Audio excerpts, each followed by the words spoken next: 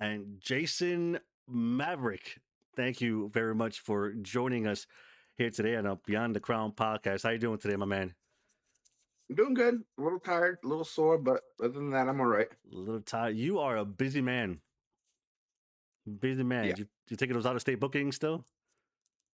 Yeah, I'm still working for Proving Ground. We're waiting on a few things with APW, but in the meantime, it's nice to be able to like breathe a little bit. Hell yeah.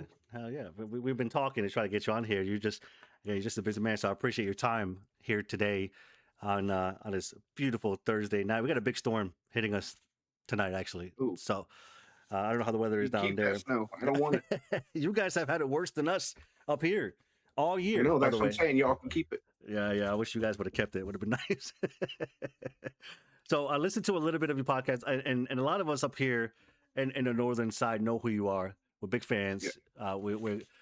We there was a point we didn't know who Jason Maverick was. Then the moment we heard of you, we just didn't stop hearing about Jason Mhm. Maverick making moves with Let's Wrestle. You do some other state stuff. You talked about the Proving Grounds. You come up here to Crown. You work at MPW. You are just go go go, and you're a little bit different than most of the guys in the state and our level because you're much bigger. You're Mhm. much taller, much tougher. You're much more aggressive, and all that. So, with that being said, being in the business, do you think that because of your size, people are expecting way more of you? And if that's the case, do you feel that pressure? I feel a lot of pressure on myself because I feel like I have to live up. So, like, I've had the matches with BRG. I've had the matches with Rip Bison, Bear Bronson, right? Those are all guys on a higher level than I'm at. And being the fact that I was able to so the first person who like took me to my limit and made me dig deep was Brett in Fairfield. Like shit ton of respect for Brett. Is that All love, BRG? yeah, love BRG. But once I started having those matches, it's like, okay, now I expect more of myself because I know that I can do these things. I know I can have these kinds of matches. So like I don't know if people expect more out of me, but I expect more out of me. I just like every other guy, I am my worst critic. As soon as I've got footage, my girlfriend, she'll be at the show. She records my matches on the phone because there's some promotions out there that will have footage out within a couple of days. And then there's other promotions that don't put out footage at all. And then there's other promotions that, you know, 2, 3, 4, 5, 6, 7 more months, etc. But like you never know when it's gonna get released. So, my girlfriend is always at the show and she's recording. She's not a big wrestling fan. So, as soon as I'm done doing my thing, she usually go chills outside. I Mm, don't say nothing to her. I'm not going to force her to be, if I'm not wrestling, she don't have to stay if she don't want yeah, to. I ain't going to stop her. yeah. But she always records my matches. And the next day I wake up and I'm watching the match. And I'll watch this match like 10 times in a day. And I'll find things in where I'm like, okay, why did I do that? Why did I do this? I could have done this. I could have done that. What the was that? Why did I do that? I'm always pick like because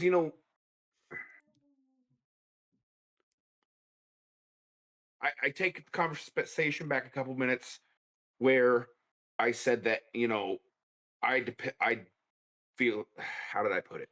I'm putting myself on a I'm putting my expectations are high. You're your biggest critic, and not sure if people are looking at you the way you're looking at yourself, as far as like Exactly. So expectations, and right? and and I think I feel that way is because I moved up here to be with dad. Dad got me started in all of this. Mhm. And when he passed away, nobody heard of Jason Maverick except for your local indie fans who thought Jason Maverick sucked because he did at the time. I've gotten a lot better. I'm not going to say that I'm like the greatest, because I'm not. I'm not Alec Price. I'm not Channing Thomas. I'm not those guys that are on the top tier independent wrestling promotions. I'm kind of in the middle. Mhm. So, once dad died, I was going to the Limitless Dojo I every time that I step in the ring, it's because I'm trying to make my dad proud. My dad and I weren't in each other's lives for 11 years out of my childhood. So when we reconnected, it's like, okay, oh my gosh, I don't care what I have to do. I'm going to make my dad proud. And my dad and I always had the connection of wrestling since I was a little kid. It was wrestling. We'd sit and we'd watch old DVDs, old VHS tapes.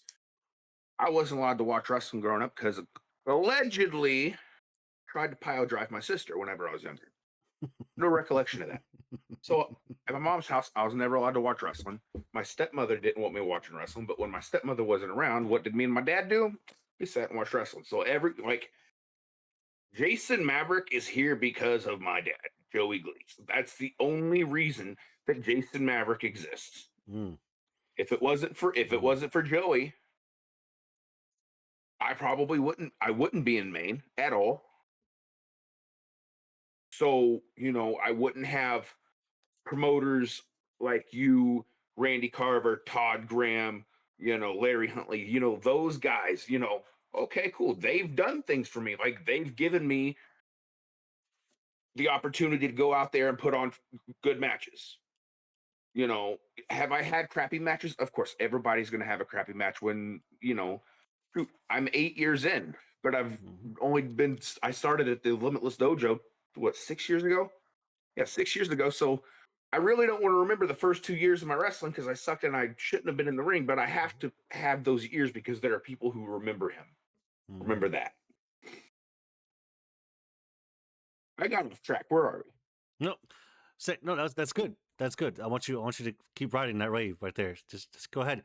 I did have a question. Well, to kind of maybe help you along is we are talking about your father Joey Gleitz, and I was around in your area when he was around as well, so I was able to share a ring with him when he was doing the refereeing Nice. downstate.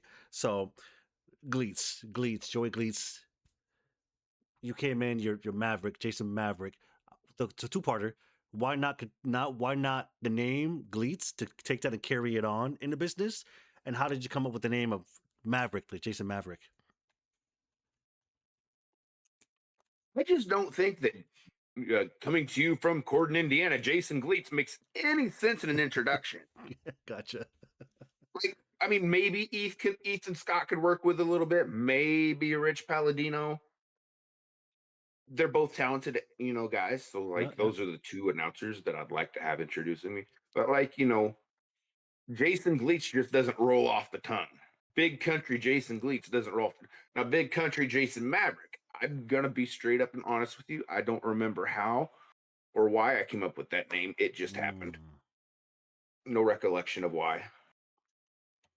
Maverick. Maverick. I feel like Maverick has something to do with like It could be a Top Gun thing. could be a Top Gun thing. True. True. But is it a Top Gun thing? No, I'm gonna be honest. I never watched Top Gun until about four. I didn't watch the first Top Gun movie until the second one came out. Yeah, like the like later on in the years, like the remake Yeah, kind of. Yeah. I think you were a baby when the first one came out. You were young. You were young. probably. Yeah, you were young. So Probably. you came up here from Indiana, 2018, in Maine. You were talking Mhm, about your father at the time. You said the first 2 years you may not really remember a lot of the shits, right? During the first 2 years and whatnot. mhm. When do you think? Can you remember when things started to just click for Jason Maverick? I think it was when going to the Limitless Dojo for sure. Mm, I mean, you had MSP as your trainers. You had Eric Johnson. You had Alexander Lee as trainers there. And when I started, it was great when I started because there would always be a beginner's class, there would be an intermediate class, and then there would be the advanced class. Now, over time, trainers got a busier schedule, whether it be their kids or work or whatever. So really, all the classes at that point just intertwined. mm, So, being going in there and working when I first started out there was Mac Daniels. mm, Mac Daniels was we didn't look we verbally didn't look at each other as like rankings in the dojo, but for sure that like in your own mind there was a ranking system of who was where. yeah, you knew it. Yeah. And when I started, Mac Daniels was the top, and being able to get in there and train with Mac Daniels and learn from him, and then people like Rip Bison and Perry Von Vicious coming in and doing Mm, seminars, Chris Masters coming in doing seminars, guys that have been places, have made some money doing this stuff, coming in and showing us some things that we could learn and what we could do to make ourselves better. mm. Um,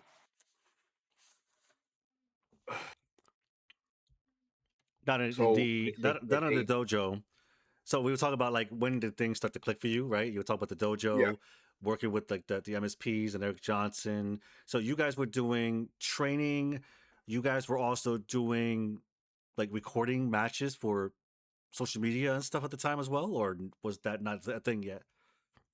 um, I think we were videoing mock matches, like practice matches, and I don't think those were posted unless individuals posted them themselves. Mm.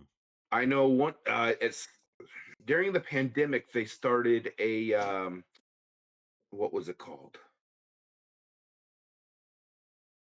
Uh, Something at the dojo. Disco. Not no. What they filmed matches with people, and then like workers would surround the ring because the Yep. building that the ring was in was not very big. It's not going to hold a lot of people. So like The six the feet guys would just, rule. yeah, they Yeah. just sit like squat outside the ring and do their thing. Those are fun. Mm. Those were a lot of fun. I mean, was it crowded? Yes. Did we film two, maybe three shows a day? Yes. It Mm. was fun. Mm. So those were posted online. So those helped me because in those I was working guys like Leo Sparrow. Now I didn't know who Leo Sparrow was until I found out I was working him that day, and then I followed him, and he followed me, etc. And then I'm seeing that he's down, like he trained down at Create Pro, Mm. and he's working with guys like Myers, and he was working with Myers and Cardona. I think that's No, where it wasn't him. It I was think that's where MJF is going there now. I think, isn't he? yeah. I mean, there's Yeah. been a lot of Yeah. guys down there, but I noticed on a lot of the shows it was that tag team in TNA, the system. Mm. Eddie Edwards is what I was Oh originally yeah. Yeah. looking for. Sorry. So Eddie Edwards and Myers are always down there. Alicia Edwards, you got some of these big names that come down to Creative Pro. So he's working with these guys. And I Mm. didn't realize who I was in the ring with. And now you look at Leo Sparrow, who is now on Limitless. He's, I think, the Creative Pro Wrestling heavyweight champion there. He's getting himself out there. He's making, these matches happen with bigger names, which is cool. So it's like looking back at that too, it's like, wow, people that I didn't know who they were then, I'm seeing like up here working at a high level. It's like, holy Mm. crap, that's awesome. Mm. Mm. You said that was then. Was that in Less Wrestle? It was you and Leo Sparrow, or was I it? think Pandemic at the Dojo or Pandemic? something like that. Right. Okay, but it was still Less Wrestle, right? Like still the. Yeah, Okay. I Okay. think so. Yeah. Okay. So it was. I think it's incredible where promoters can look at talent and be able to cultivate and have a hand in their career when Mhm. booking them, right? So I've come across plenty of people who have worked someone, and then that someone has moved on to do bigger and not better, but bigger matches, bigger names, bigger Mhm. crowds, bigger promotions, and things like that. So I think it's very important for promoters to really pay attention to the talent that they have, right? So we can Yep. cultivate that. So when I see you, and I'm a big main wrestler guy, right? Like I Mhm. love to support our guys in main wrestling, and our level, right? We talked about levels, right? You feel like you're kind of in the Mhm. middle, and I agree. Yeah, and I feel like um, I've seen a lot of your work, and I've been going back to do my research. I don't just talk to you guys and talk about you guys. I like to learn Mhm. about you guys. So I've seen your matches. I've seen a lot of your matches. I've seen you talked about Rip Bison. You talked about BRG, and those were a lot of opportunities that was given to you from these Mhm. promoters to say, hey, we trust in him to be able to work these matches with the BRGs, with the Bear Bronsons, and you did it. You did it. I mean, obviously, because you're still getting the bookings, you're still working out of state. I want to talk about the Bear Bronson match, which that was done in What was the venue? What was that area It you was guys were in? the Expo Center in Bangor. They were doing a Comic Con that weekend. That's right. That's right. So we talked about you talked about Bear Bronson, and everyone says things to you like, "How was it to?" I'm not asking you this, but you've heard how was it to work with Bear Bronson. The question I have for you when it comes to that match is, what did you learn from Bear Bronson, who's now in TNA, right? What did you learn from Bear Bronson? I think one of the big things I learned from Bear was like soaking in the moments. Hmm. So if you go in there, if you go back and watch that match towards the end of the match, there is a point in time where I goozle him and he takes that second and he goozles me and we're working it and he's like, Hmm. hold it, hold it, hold it. Then he's like, go. And it's like, okay, cool. We worked the goozle. Now we can work. He's like, dude, Bear Bronson. Okay, he's showing me how to make a moment. And Rip and Brett had done the same thing. But it's like Bear Bronson. When I realized who Bear Bronson was, because I know he was in the tag team in AEW, and I didn't really. Hmm. I've never really. I've been iffy on AEW, so I didn't really know who he was. And then Randy Carver started bringing him in, and then okay. I like to watch big guys work. Bear Hmm. Bronson's a big guy. Hmm. Holy crap! I'm into this guy. I want to work him. And I said it, multiple times and around a lot of people. It's like, I want to work Bear Bronson. I want to work the JD Drakes. I want to work the Beefs. But Bear Bronson, the fact that he is semi-local, being okay, he's kind of in that area, so like the Maine, Pennsylvania, New York area. Hmm. Yeah. That's like kind of local, semi. If you're Yeah. coming in, bringing in bigger names for events. And then there was the first Bissell Brothers Bash. So 2025, there Hmm. was the Bissell Brothers Battle Royal. Everybody was on Bear, everybody else was on me. Boom! Two bulls, just everybody off of us, creating a moment. Maverick, Bear Bronson, two big men staring each other down. And then we have that, we get into it, we do our thing. Boom. He gets the best of me. Crap. That makes me want the match even more.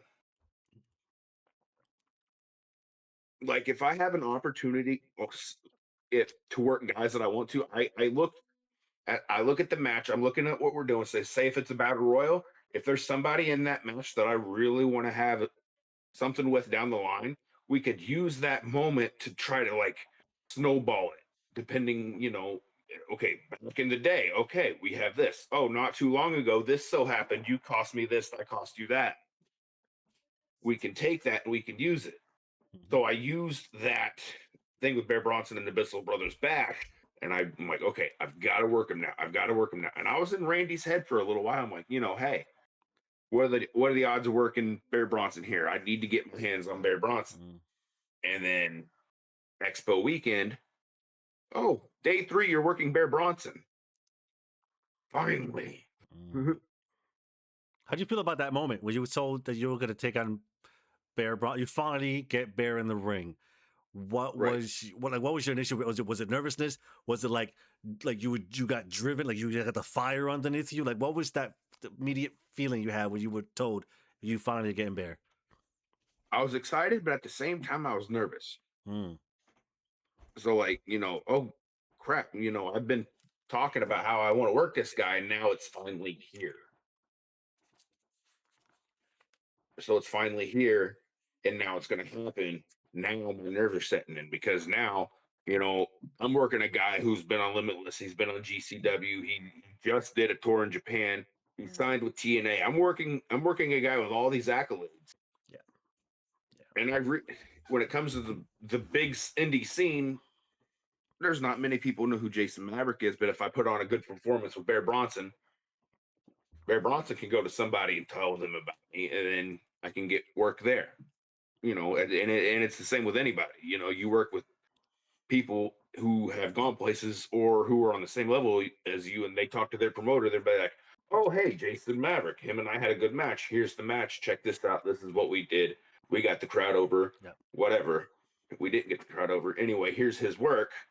I think he could possibly be a good asset to the company. Yep. Cool. Yep.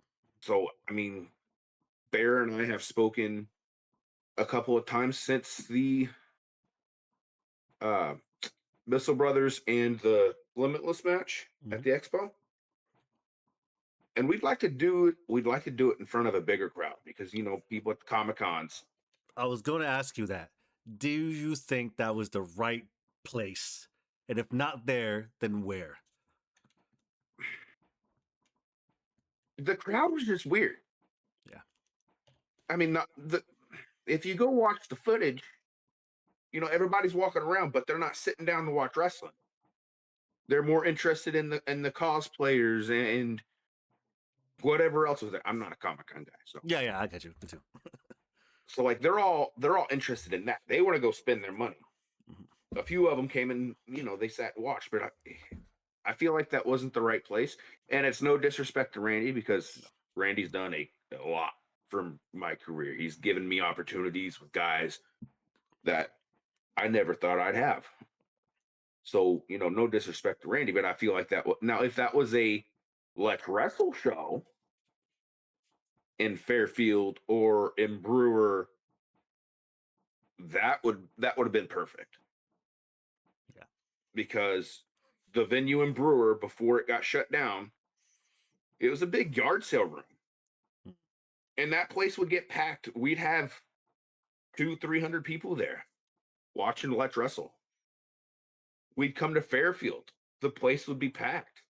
Like, so, Let's Wrestle and Brewer and Fairfield were fantastic. That's where I knew I performed my best. And it still happens to this day, even though Let's Wrestle isn't running anymore. Mhm. You got Ring Wars, you got MPW, you got Crown and Main. Ring Wars, the crowd's always hot.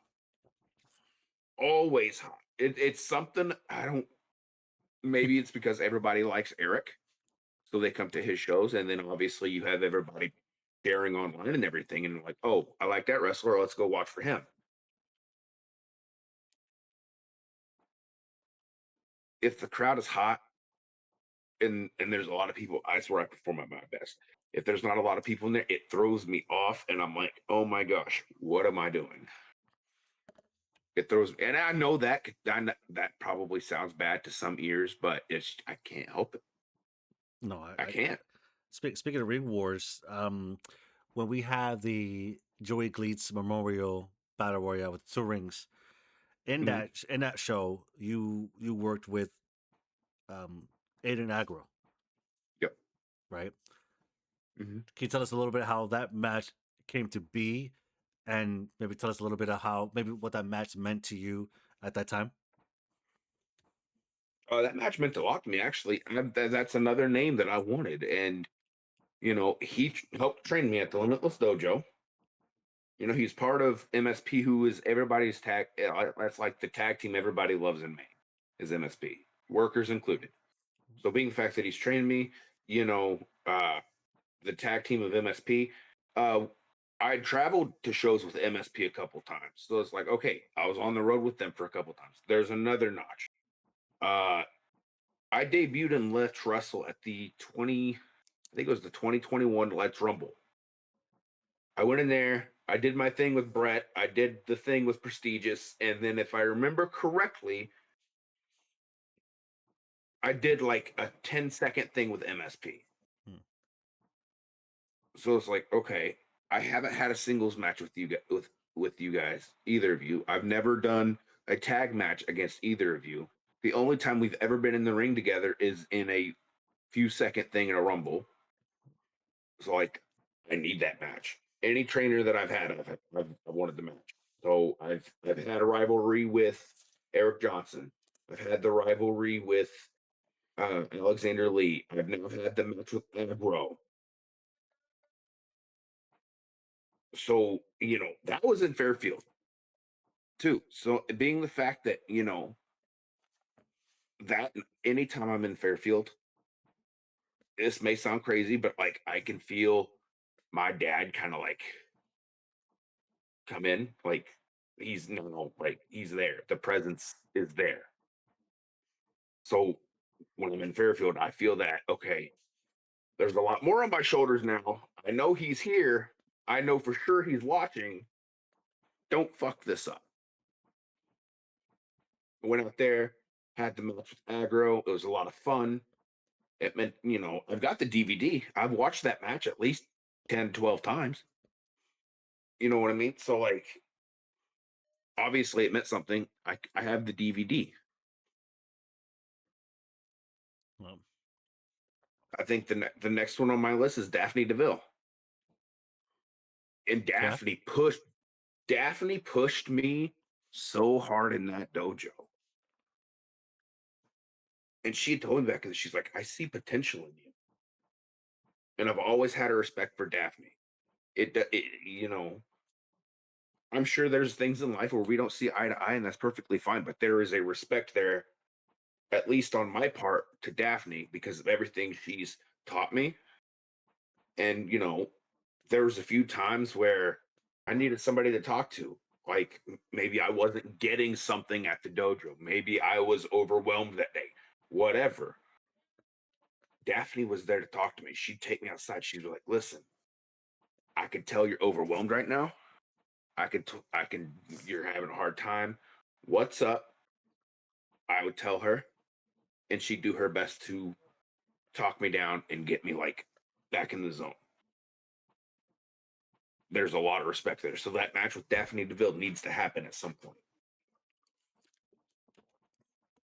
That's great. That's pretty incredible. We'll talk about creating moments. You'll talk about Bear Bronson and creating moments. I know Daphne is very so much about creating art and having Mhm. moments and telling stories. So I think that match between you and her would be a lot of that, a lot of moments, a lot of things that Yep. people will remember. So I'll keep my ears open and my eyes on the scene to see that match. Um, come on. Well, speaking of Daphne Amber, we know her as Amber coming Mhm. back in the Rumble, the Bristol Brothers, right? Rumble. Yep. Did you know that was going to happen? And if you did not, how did you feel when you saw that happen? I had an inkling feeling, but sometimes those inkling feelings are not correct. Mm, And she had been out for a couple of years. I was hoping she'd come back. I'd see her show up at shows every now and again. mm, I'm like, okay, there's a little hope there. She's coming to shows. There's a little bit of hope, but I wasn't gonna like get my hopes up because people change their minds. You're like, okay, yes, I want to get back in the ring. I've had some time off. I think I'm ready to go. And then they change their minds. Then they're like, you know what, my life's better outside of wrestling. mm, I can move on past that. And there for a while, I thought that's what had happened. And then I'm thinking like hanging out with friends or I'm at another booking or something. I don't remember. And I get a message on my phone from my roommate. Daphne DeVille just came back. And I'm like, "Ugh, ugh." I'm like, okay. But at the same time, I wasn't there to see it. But at the same time, I was like, okay, she's back. Now there's a possibility of a match at some point. mm, mm. And she still got it. Like she was gone for like 2 years and she still got it. I'm like, Absolutely, hell yeah. absolutely. I hope that when I start posting from this podcast that we get this out there, that this gets to her, Hell yeah. so, so we can help make that happen. Because that again, I'm thinking about, and I'm glad that you mentioned that about Bear, about moments, creating moments, right? Mhm, Because that means a lot to the fans. Is those moments mhm, a lot of even the bigger promotions, mainstream promotions, WWE, AEW, the list goes on, right? A lot of us don't remember full matches, but we mhm. remember moments from the Yep. matches. So, and Amber is great at that, and she'll tell you that's what she likes to do, is to build a story. Mhm. So we're gonna keep an eye out for that to happen, and I'll do whatever I can to post as much as this as I can to get to help make that match happen. Hell yeah. You're very mature in the business for somebody who says you've been in 8 years, but the first two Mhm. you kind of like, hey, you were just kind of getting your feet wet and so on and so forth. 6 years, highly mature, and in your and your where you are in your status and wrestling, I can acknowledge that.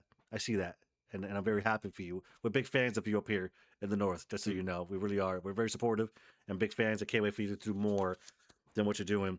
Sometimes we want more for you too, right? Sometimes we see a match yeah. for you, we're kind of like, oh man, why can't he have this person or be involved in that? So we're also Mhm, wanting more for you as well. We're big fans. yeah.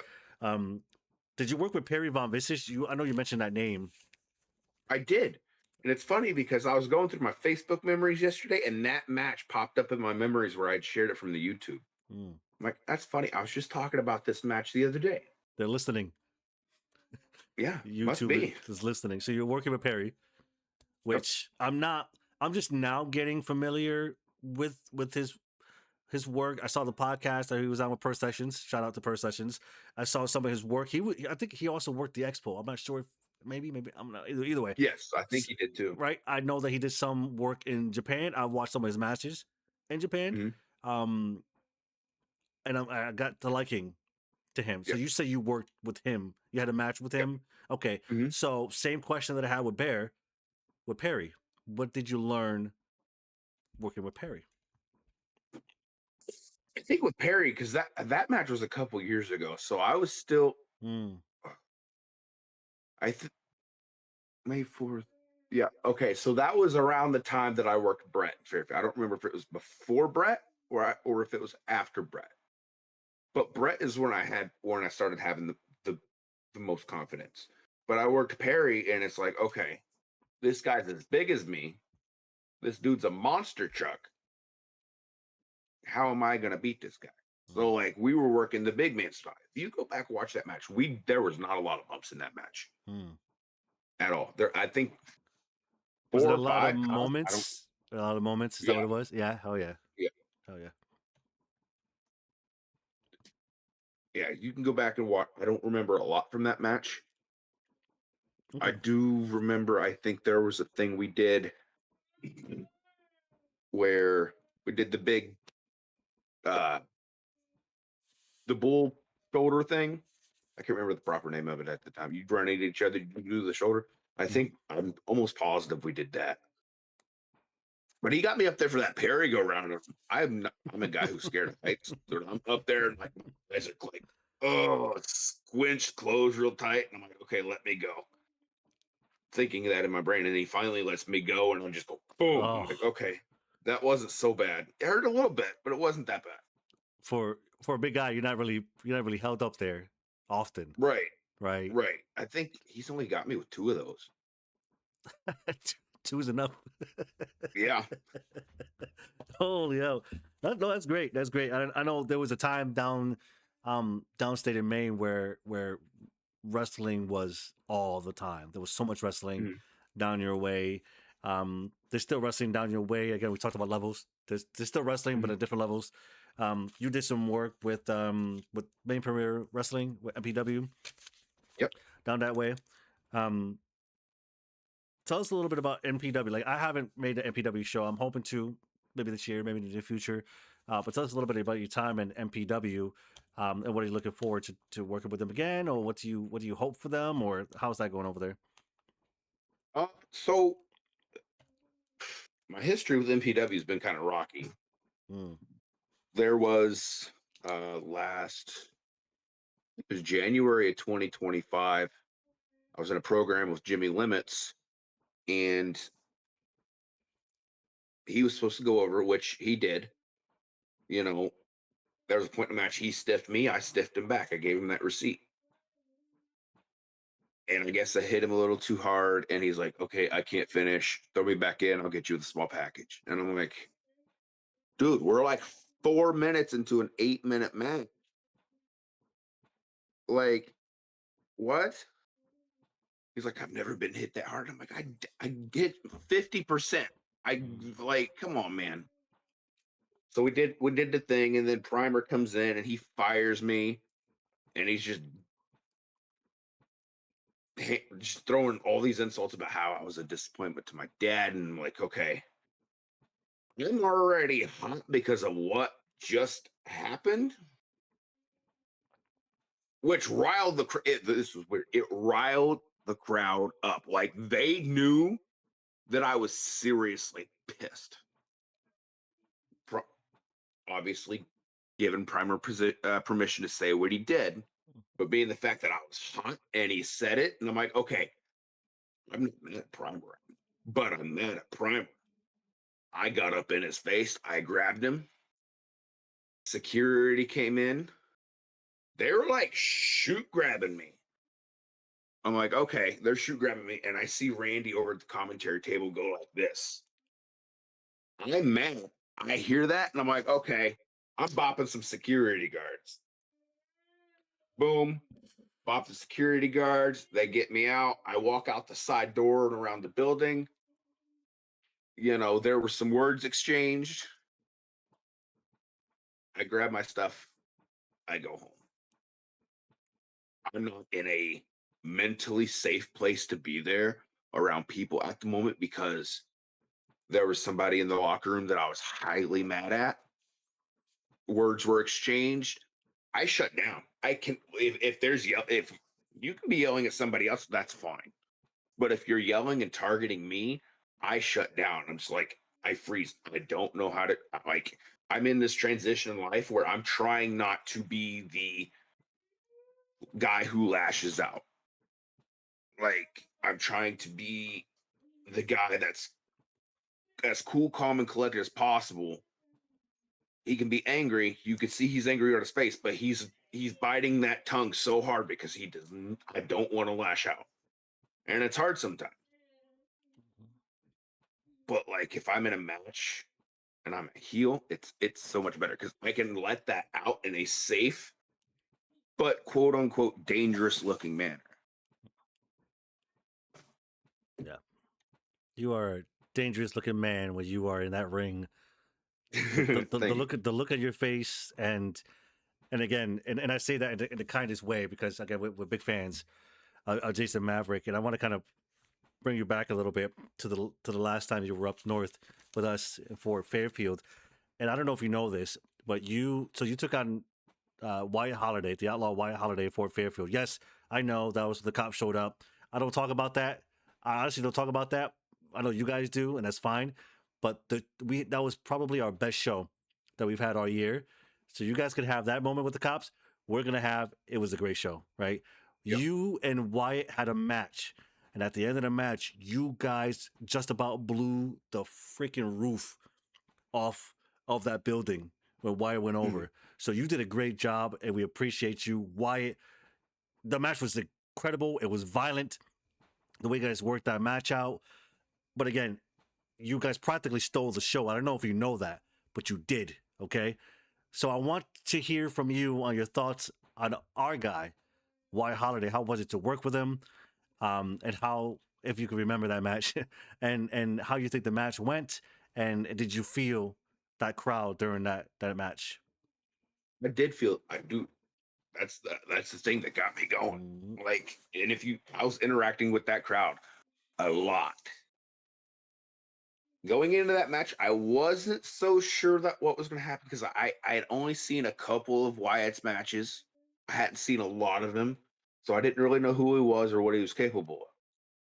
We got in there, we did our thing, and I'm like, okay, I'm like 6 sizes the size of this kid. I can ragdoll this motherfucker. So we're doing our thing, we're yapping, and he's like, dude, do what you got to do. Perfect. Mhm. I expect you to be very snug with me. Mhm.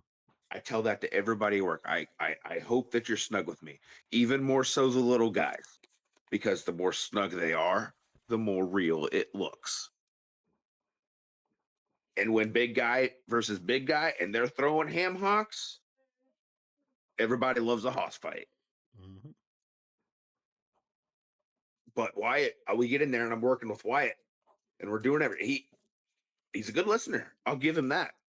Like, told him to do this, do that. He got in there and he did it. Maybe I had to say it a couple of times because maybe he couldn't hear me, which is fine. That happens.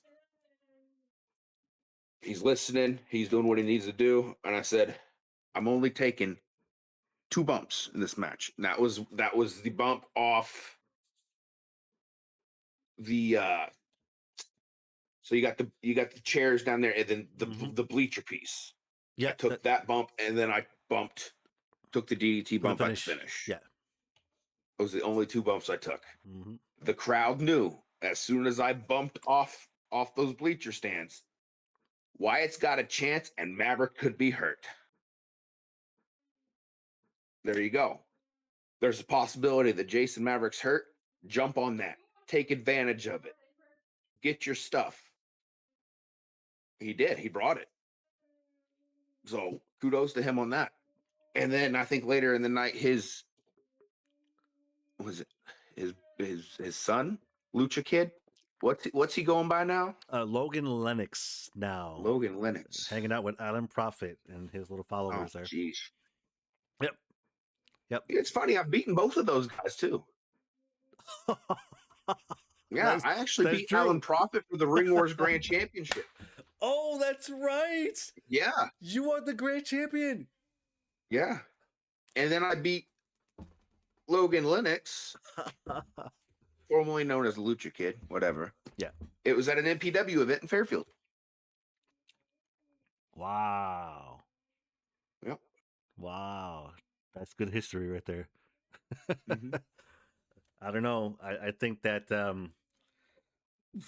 you might have been you could have been the cause of all this. That they've stepped it up. You haven't been around. Possibly. They've stepped it up, and they are where they are. And again, ears to the streets, eyes on the scene. We go see how all this works out coming up. But we definitely got some great ideas, great plans for them and for yourself, and we're looking forward to that. Um, Man, you are just we're just huge fans of you, man. It's I'm glad that you're taking the bookings that you're taking and continuing on for those Mhm. things. I want to talk about two things. The first one is going to be maybe a little bit easier to answer. The second one, maybe a little bit more thought to it, but it's about where do you see yourself, right? So we talk about short term. So we talk about short term. I say maybe within the next couple of years, maybe next year, next nothing more than 5 years from now, right? Mhm. Then we talk about the long term, 5 years and beyond, right? So where do you see yourself, and what are your goals and plans and aspirations, short term, within the next 5 years of professional wrestling? The next 5 years, I'd say, honestly, getting on, Fight Life, Grind, these bigger New England promotion.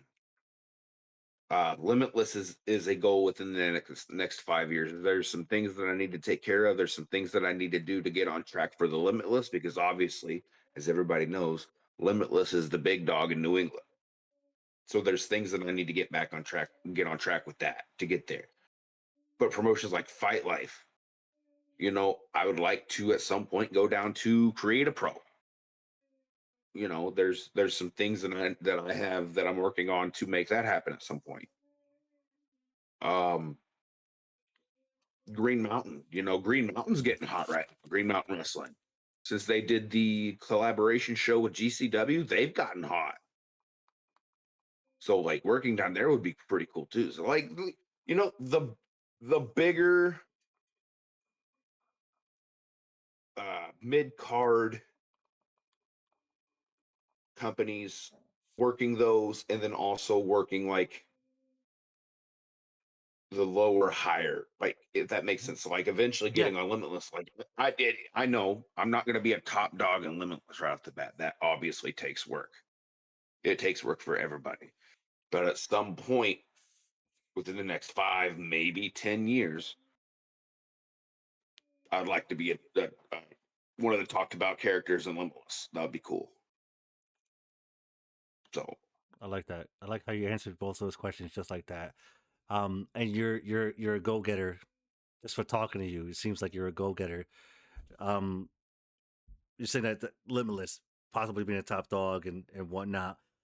I'm so just real quick about me. I've been in main wrestling since 2008.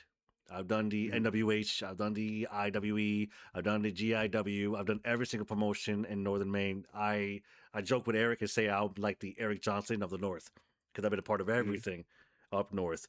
Um, do you think that it's I'm always like, guys, we got to you got to have a thing. You got to have a Mhm, thing. There's got to be something about you that is not anywhere else that can you could be the best wrestler. And I know that brutal Bob Evans, Uncle Bob, mhm, says in some of his I follow him and I listen to him. He's very knowledgeable of everything. Many years in the business, says things like mentions Richard Holiday, right? mhm, Mentions Jack Vaughn, mentions Ben Bishop. He says these guys have always been good wrestlers. So what's different? What's changed in the last couple of just a short few years? What's changed? mhm. They've always been good wrestlers. So what's changed? They have a thing. They all have a thing to them that's you're not getting anywhere else, right? On top of social media, I'm pushing everything out so everybody sees it, which is great. Yep. But for Jason Maverick, can you look at Jason Maverick and see that thing? And if you see that thing, are you able to describe Jason Maverick?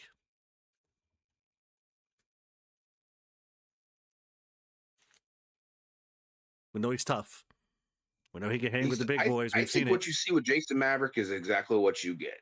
It Mm, depends on how he sees you. I could not like you, and you're gonna know that I'm not gonna like. I'm not gonna bully you, but I'm not gonna talk to you.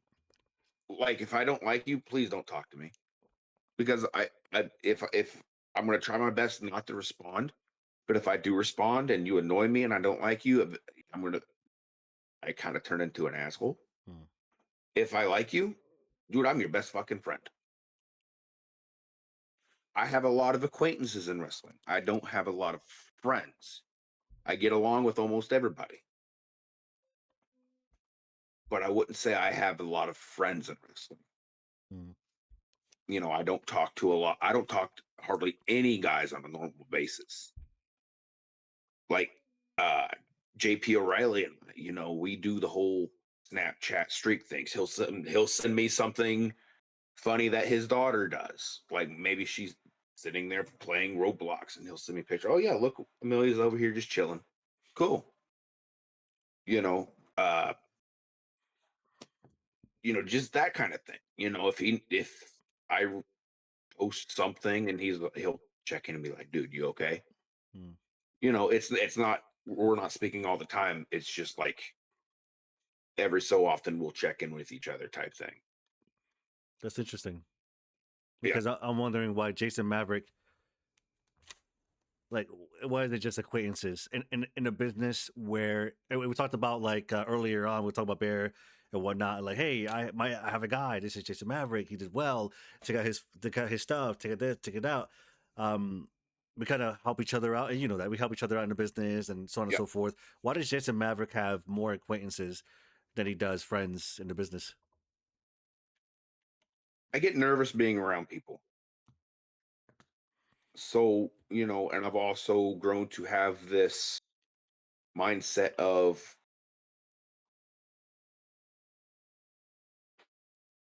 you can't expect a disappointment if you already think that's how it's going to happen.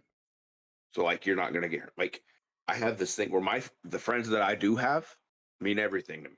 I could talk to them 24/7 and not get annoyed. I can hang out with them and we could do stuff or we could just chill.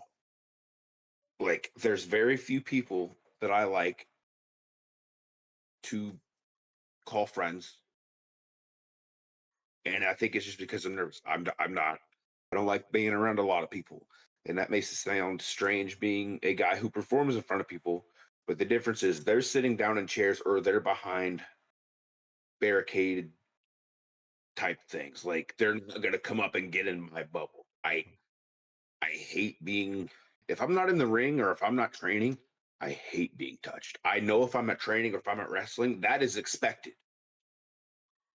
I don't expect to be touched outside of wrestling. So like I get super nervous when I'm around people like going to Walmart. I get nervous because Walmart's full of crazies. Hmm. It's just like I kind of like clam up in a shell on the inside and I kind of like shrivel up into a raisin if that makes sense. You go from a grape to a raisin. You know, that's how I am. I don't like being out and about. I don't like being around people. That's why I don't really have a lot of quote unquote friends. I have more acquaintances than friends, but the friends that I do have, I value, Mm, mm. if that makes sense. It does. How does that affect you when you go to when you go to work and you're booked against someone you've never met before? How does that change the interaction at all, or how does that interaction when you work with somebody for the first time? I'm always nervous when I'm working somebody for the first time because I don't know how we're going to click. And there's a lot of times where everybody else is working on their stuff before the show in the ring. There's not really a lot of room availability in the ring to work on things that would be kind of cool that a big man could do with a little guy Mm, while everybody else is in there working on their stuff. So a lot of the stuff I just have to trust them. I'm nervous about it, but I'm putting my trust into them. And thankfully, I've never been seriously injured in a match. There was an incident not too long ago where I broke a guy's finger because I came down. He had hit me with a chop block, and I came down on his finger, and I mm, felt it pop. mm, Like at that moment, I'm like, okay, maybe it was just. Hopefully, it was just a pop, but I know I felt it. Like hearing that like resonated a real in my pop, head for not a like crowd days. pop, a real pop. Yeah, it was a real pop. Come to find out, he broke his finger. Mm, I felt so bad. He's like, dude, it's not your fault. And I'm like, I know, but I was the guy in there working with you. yeah. Whether it was an accident or legitimate. And if you're hurting somebody legitimate, well, then you need to go back to first day training and learn that this isn't the MMA. This isn't UFC. This is professional wrestling. This is an entertainment industry. We are not in here to legitimately hurt people. So when that happened, I felt so bad. Yeah. But, I was reaching out and like, I messaged him later that night because I heard he had gone to the hospital. I'm like, dude, Mm, are you okay? How's it going? Broken finger. Shit. A mm. couple of days later. Oh yeah, I'm gonna be out. I'm gonna be out at least minimum 6 weeks. Oh, Shit. Then he says he has to have surgery on it. Shit. But every time I'm seeing these things, I'm checking in on him. So I feel like I owe that to him because I was in there with him. So like checking in to see how he's doing, making sure he's okay. I know there's not a lot that I can do because I think he's down in Rhode Island and I'm up here, so there's not really a lot of that I can do. But checking in with him to make sure he's cool is at least the best that I can do for now. mm. Man, man, I know what it's like to accidentally hurt someone. I super kicked someone in the face and drove their nose ring into their face. So felt terrible, terrible. We'll talk Well, more about that as time well, goes you play by. stupid games, you win stupid prizes. Why would you be wearing a nose ring while wrestling? We talked about it now too. He says I remembered hearing this. I remember the spot, but if for that for some reason I forgot about it. So when I turned around, it was already there, and I completely forgot about it. I felt, but talking about like feeling so bad that you hurt Mm, someone and something where we're supposed to be taking care of each other. So I understand. I felt terrible. I felt terrible. yep. I still feel terrible to this day, and that Mm. was my goodness years ago. Um, so I hate to cut this short, but I definitely want to get you to come back because I feel like there's a lot more we could talk about. I don't like to do shout outs. I don't like to do socials. That other people could take care of that. But what I like to do on my podcast is to, if you have anything that's inspirational, motivational to people who want to get into business or those in the business right now who might be second guessing this, um, and some tips and tricks maybe that you may want to share your expertise to others that may be listening. I know I had said something on the Meg Lavelle podcast, but I'm gonna switch it up just a little bit on this one. If you get to a point in this game where you're like nervous about working these bigger guys, remember that they were you at one point, and at some point you could be where they are. Mm, Don't if you're nervous, just take that leap because you never know where that leap's going to take you. hell yeah. That is Jason Maverick. I am Lewis, and this is the Beyond the Crown podcast.